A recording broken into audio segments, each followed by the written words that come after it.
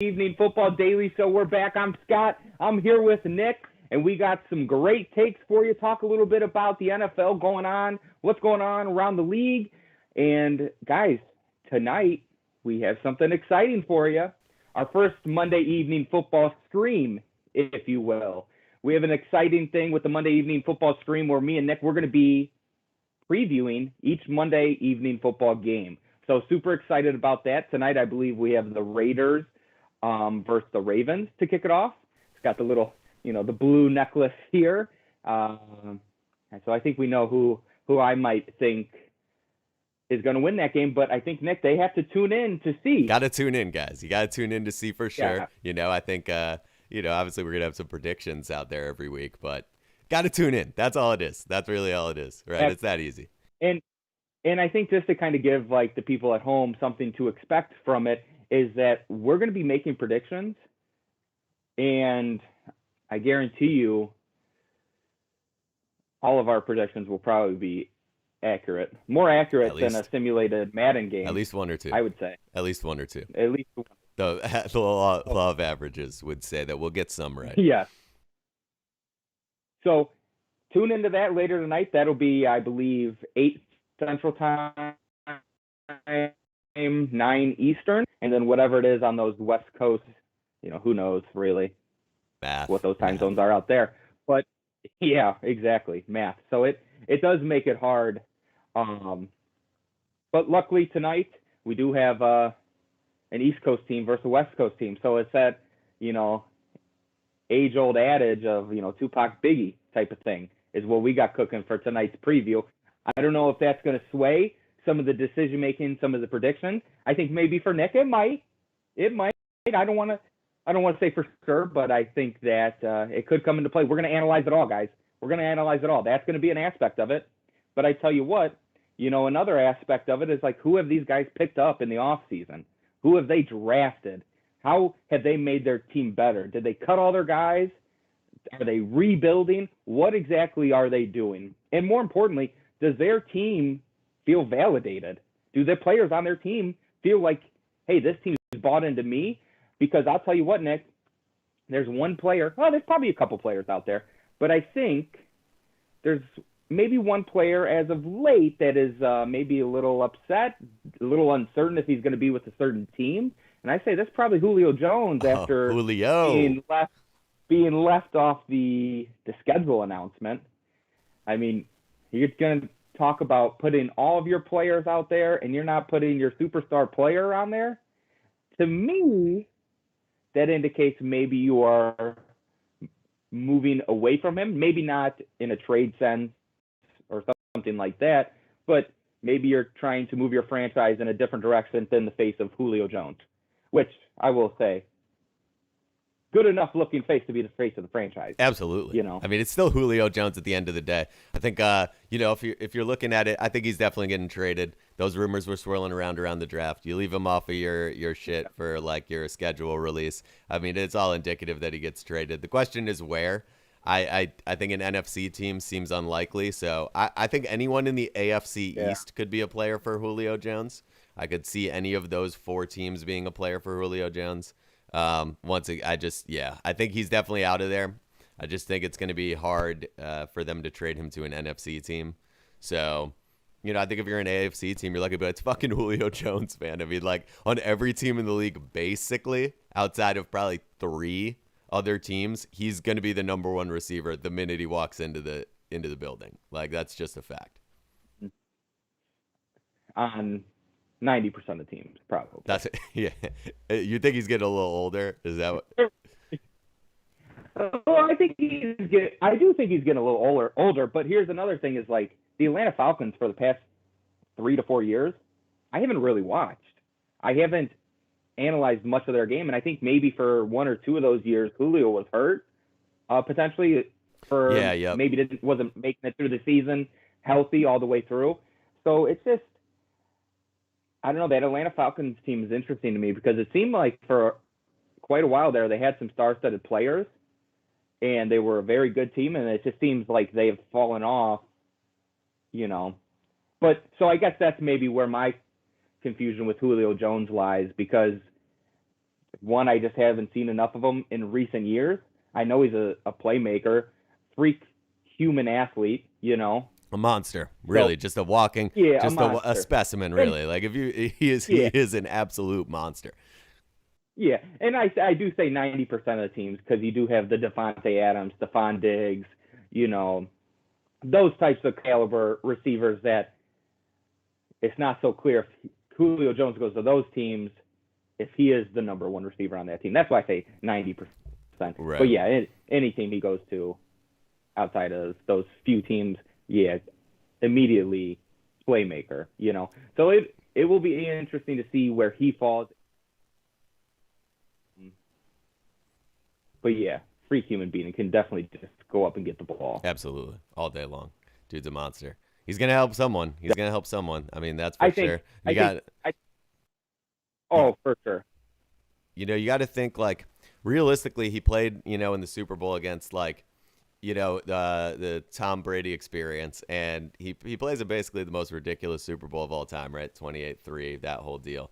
And you just got to wonder if he wants to get back, right? That's a curiosity that I have too on his side of things. Is like, is he going to go try to ring chase or not? How much leverage does he actually have, right, with his trade situation? You don't know for sure, but I think that's and that's yeah. That is like the sloppy thing when it does come to trades. And I mean, with this Julio Jones speculation, it's just that's what it is. A lot of speculation, Absolutely. Like we're talking about a schedule announcement, Yeah, right. and him not being on there, right, So right. yeah, it's a slower news week, but hey, you got to fill it with something. Yeah, no doubt. But speaking of sloppy trades, sloppy situations, let's just shoot over to the other dumpster fire that's happening in the NFL, and that'd be the Houston Texans and what's going on with Deshaun Watson, which, to be honest, ever since everything has come out, I know he's getting closer to I think settling outside of court maybe, or there was something that I read, but I haven't heard much about Deshaun Watson after everything came out. It just seemed like the things shifted to the matters that he had to take care of in his personal life that, hopefully he didn't do, because you don't ever want to see someone do that. But if he did, he does need to be held accountable for that. But if we're sticking strictly to football, David Cooley, he said, I'm not really answering any questions on Deshaun right now, which, to be honest, sounds probably, about right. Sounds about right. Yep. A smart answer. He's probably up there like, cut it out, David Cooley. Cooley, sorry, different guy. It's a different guy. But full house man himself. Yes. So, yeah, just a very unique situation happening in Houston there. And I know our boy Pat over there, he's talking about that guy Jack Easterby. But yeah, I don't expect much to happen out of Houston this year or next year. To be honest, I could really see that team being removed from the NFL and then maybe brought back another few years later, because that's just seems what happens with the Texans. So the Texans have they have had an interesting historical as a franchise. They have a very interesting history. They may be headed back to the David Carr days. I agree with you. Yes.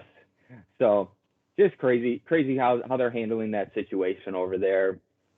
But some other situations that are developing around the league that I'm kind of excited for, but I am kind of excited for Urban Meyer and what he's doing down in Jacksonville. And I think a lot of people are looking at him and are just a little bit in disbelief in what he's doing down in Jacksonville, because he looks like they're trying to move Travis Etienne, who they just drafted, I believe first round, correct? Yeah, I think so. Yep.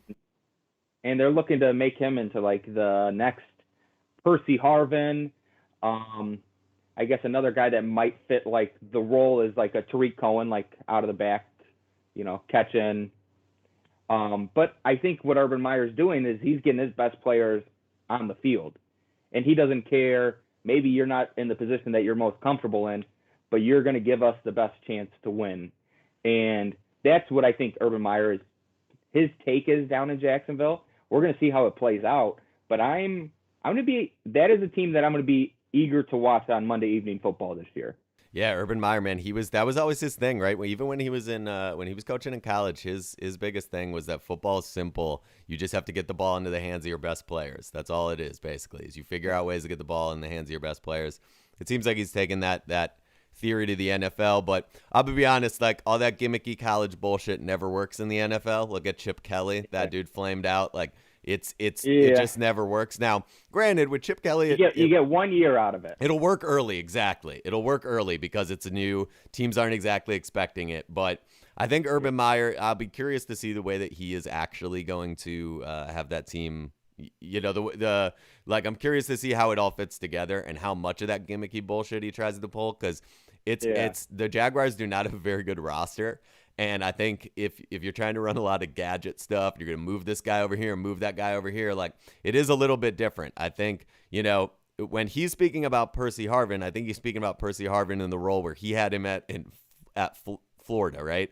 And it's like, yeah, Percy Harvin in the NFL was a very different thing. You know, he's a very different thing. And I'm not saying he wasn't a good player, but I just think I'm curious to see how Urban Meyer actually does a lot of this stuff. I'm not a huge Urban Meyer fan personally, so, you know, that's just kind of my take on it. But I think early on, Jaguars probably win a game that they shouldn't early on in the year. I bet you there's a game you could bet where they're where they're a home underdog that you could probably, you know, they might be able to make something happen. You know, especially with fans in the stands. You got the Tebow experience there. It's going to be a fucking roller coaster down there, I tell you what. But for sure. Either way, yeah, I agree with you though. On his, you know, he's trying to get the ball in the guy's hands. I get it.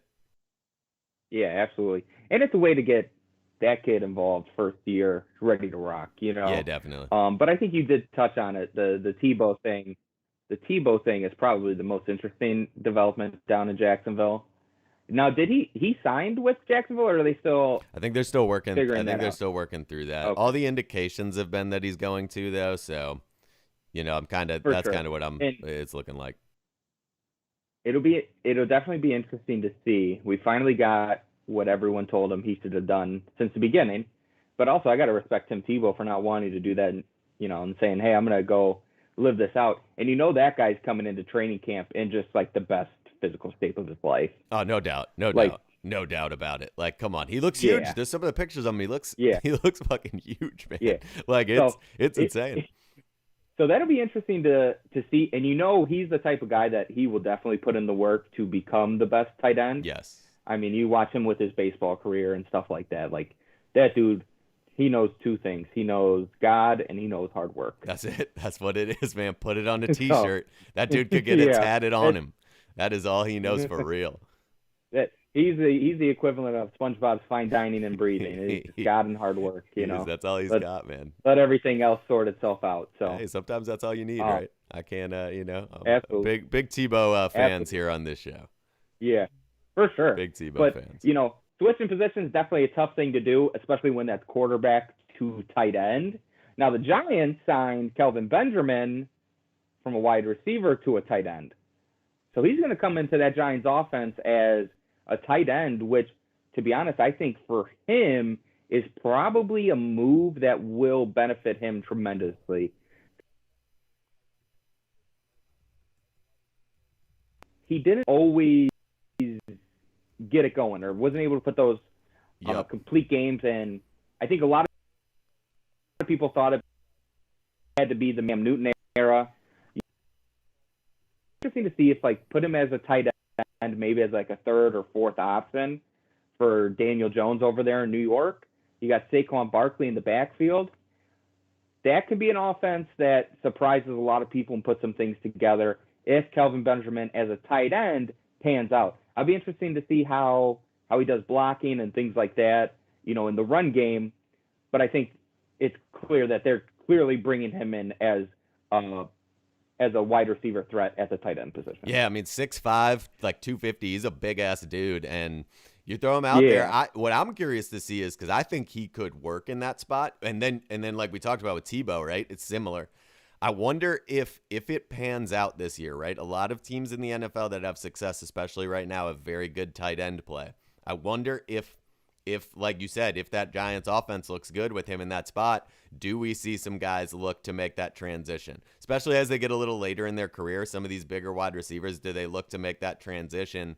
As they get a little older, like if how it's a copycat league, and it's like if Kelvin Benjamin has some success at tight end next season, you might see 4 or 5 guys jump over to tight end. You've got, and some of these tight ends that got drafted are these weird hybrid guys, right?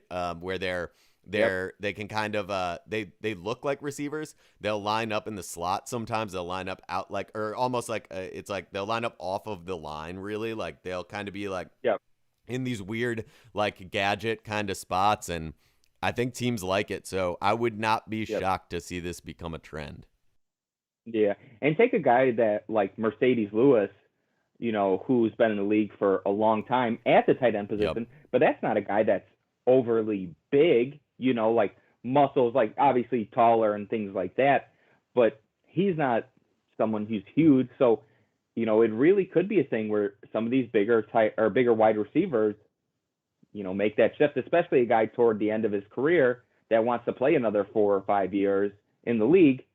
That I think we might see that shift actually happen more and more throughout the league, which is something that is interesting. I like to see the hybrid of the NFL where, things change and like before you know it, like you have a ton of quarterbacks going in the first round. Yeah, absolutely. And which is something that, historically wasn't always the case, but now you've seen the change and everyone realized it in the NFL. Like, oh no, we do need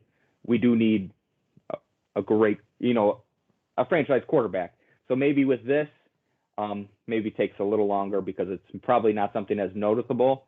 But I think if Kelvin Benjamin revitalizes his career with the Giants, it's definitely gonna turn some heads in that direction.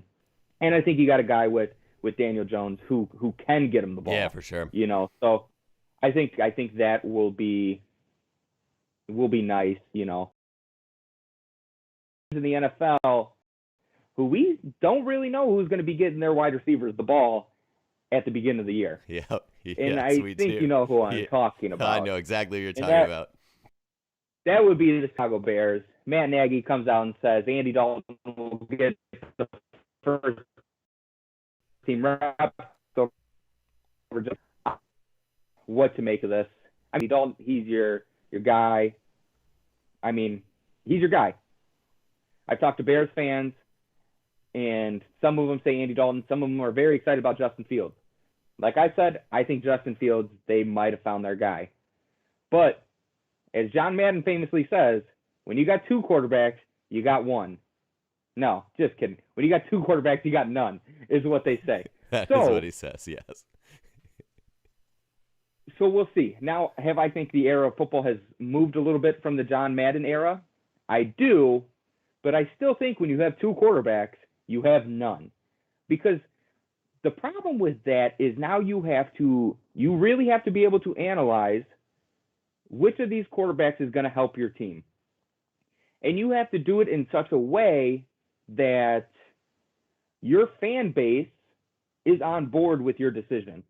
And I think that's something that the Chicago Bears get wrong so many times. Just infinite amount of times.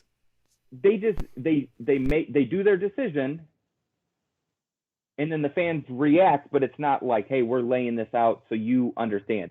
Like maybe when you get a first-round quarterback, you don't put them all over your Instagram page. Yeah, that might be all something over your Instagram page. That might be a good idea. That's just because to me that's actually the expectation. Now I understand if it's a few, like you come in, he gets his draft picture, a couple of pictures of him at the facility, stuff like that. But you can't turn your whole page because like now Andy Dalton, I mean, obviously he has people on his team, within his team that they're going to let him know that. And I think Andy Dalton knew what he was getting into when he was coming to the Bears. So, I mean, he's probably not extremely shocked. He knows he's in for a battle. And I think Andy Dalton will bring his best, and that'll be exciting to see. But I'm going to be honest, Nick, I just don't see Andy Dalton starting past week 3. I couldn't agree with you more. This is not some this is not Skip and Shannon. We're not gonna. This is not. I'm not taking the other side of that argument. I agree wholeheartedly. I think yeah, that's the nature of the Bears, man. In the history of the Bears, this is what they do. This is what Bears fans do. We know it well. You know, you and I know it very well. Yep. Like this is what they do. I don't know if this is what they were doing back with George Halas. You know, I'm not that old, but like in my lifetime, I mean, for 30 years, this has been what the Bears do. They just have an absolute dumpster fire at quarterback, and the fans are very quick to want a new quarterback when things go poorly. And I agree with you. I think Andy Dalton comes out this year. I think he throws, you know, a pick. Like the first time he throws a pick this year, they'll be chanting for Justin Fields. It's the reality of it. Like you have to name Andy Dalton the starter. I get it. I understand why that story's out there. You kind of have to, but man, like that fan base does not give a shit about that. They really do not care. Like the Bears name Matt Nagy coming out and saying Andy Dalton's our starter means literally nothing to the Chicago Bears fan base. No. It's not like they trust him, and they shouldn't. They shouldn't trust Matt Nagy, but they definitely do not, and that means nothing to them. They want Justin Fields. That's the reality of it. There's no real other way around it. Yeah, and I think, you know, Justin Fields gives you the most upside between the two. So, yeah, it'll be interesting to see. And, I mean, I will say it, but, like, I do feel bad for Bears fans because, like, this is, like the situation you do not want to be in with your team is you have a terrible 100%. Relationship with past quarterbacks. And now this little molehill that was back in, you know, back in the 90s has now became a mountain for the Bears to climb this you know, this big task to get a quarterback who is their franchise quarterback that is consistent and does put the best product for the Bears on the table. It'll be interesting to see. Maybe this is the Bears' year, you know, to come and win some games, maybe get over 500. They might have their, you know, guy who does, you know, solidify their team at that quarterback position. But it's really going to come down to the front office and the coaching staff. And historically, that, you know, that's probably been your organization's weakest aspect. And if I was a Bears fan, you know, yeah, you've seen some progress this year in terms of what the coaching staff has done and some of the front office organization. But I would definitely be emailing the Bears organization with your frustrations, much like you would a senator or, you know, a councilman or woman. Definitely make your voices heard. Say, hey, we want good football back in Chicago. Let them know. Because I'll be honest with you, I'm not a Bears fan, but good football back in Chicago is good for the NFL. 100%. This is the third biggest market team. Yep. It's time we get it figured out, Bears. If not for your team's sake, but for the NFL's sake. It just needs to be done. We need powerhouses. We need big city powerhouses. And, you know, Chicago, you got a lot of stuff that attracts people. I don't know how you can't get some of these higher, you know, free agents, stuff like that, but definitely got to make a push. I did see over there, you know, staying in that NFC division, Packers did sign Blake Bortles. Absolutely. Bortles, man. Which I'm happy about it. Get another veteran guy in there. He's cool, calm, and collected. I think he just adds to that quarterback room dynamic, which would be fun. Now, let me ask you this. What do you think, like, NFL, like, if you think about it, like, the four largest markets in the NFL, right, are New York, LA, Houston, and Chicago. Those are the four largest markets.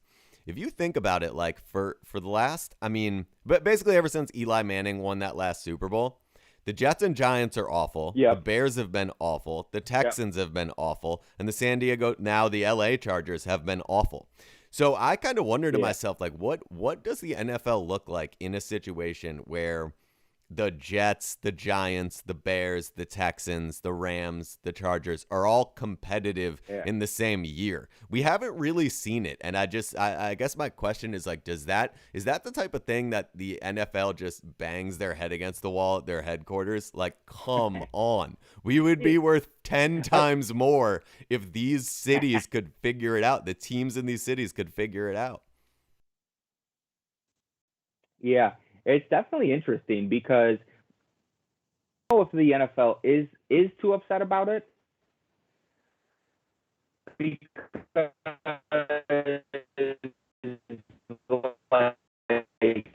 the way the NFL is smaller market teams. Yep. So you think if they, what am I looking for here? Frozen on my screen over here. But Oh yeah, let's see. I'll see if I can get it fixed.